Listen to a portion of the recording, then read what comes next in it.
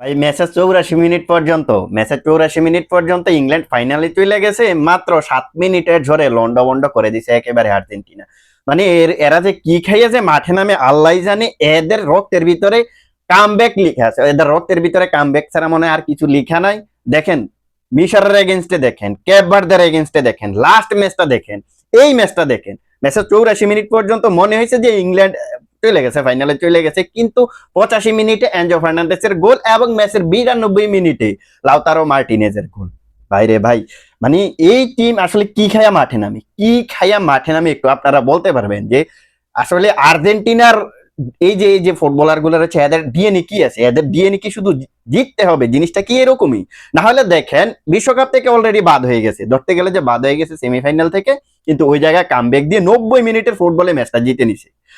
এই জায়গাটাতে আপনার ইংল্যান্ডের ভাগ্য বলতে হবে যে ইংল্যান্ড এই ম্যাচটাতে 4টা গোল কনসিড করে নাই, তাদের ভাগ্য। বার পোস্টে যে শুট গুলা লাগিয়ে ফিরাইছে না, এর আগে আর্জেন্টিনা ম্যাচটা শেষ করে দিত। কিন্তু এই ম্যাচটাতে আপনি দেখেন, আরে বুড়ো মেসি রে, মেসি মেসি দুইটা অ্যাসিস্ট করছে, দুইটা অ্যাসিস্ট। ভাই তুমি অফসাইডে যাইতা না? তুমি বুড়া হইছো, অফসাইডে যাইতা না? তোমার কি বিশ্বকাপ আরো একটা লাগবে? তোমার বিশ্বকাপ আরো একটা লাগবে? হেতারা কবে ওই 1976 সালে একটা বিশ্বকাপ নিছে, দাও না হেতারার একটা দাও না। না না না, তুমি দিতে না, তুমি কি করবা? তুমি আরো একটা বিশ্বকাপ নিবা। এখন বেসিক্যালি আমি কিন্তু চাইতেছিলাম যে আর্জেন্টিনা আজকে জিতুক।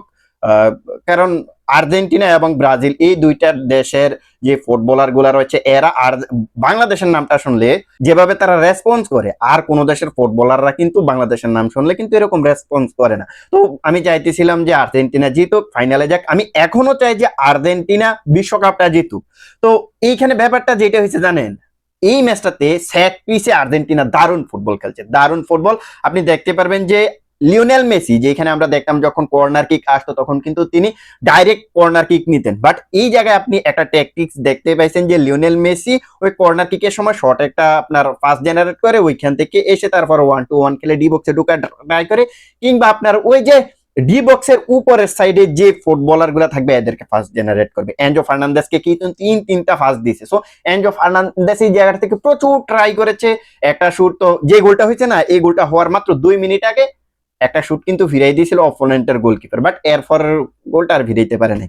তো ব্যাপার যেটা হয়েছে সেটা হচ্ছে আর্জেন্টিনা কোন লেভেলের ডেডিকেশন দেখাইতে পারে সেটা কিন্তু তারা আরো একবার প্রমাণ করলো। সো আপনি যেই টিমের সাপোর্টার হন, আপনি ব্রাজিলের সাপোর্টার হন, পর্তুগালের সাপোর্টার হন, আদার্স আবলা আবলা যত টিমের সাপোর্টার হন, অবশ্যই আপনাকে এই ম্যাচটার জন্য আর্জেন্টিনাকে অবশ্যই বাহবা দিতে হবে।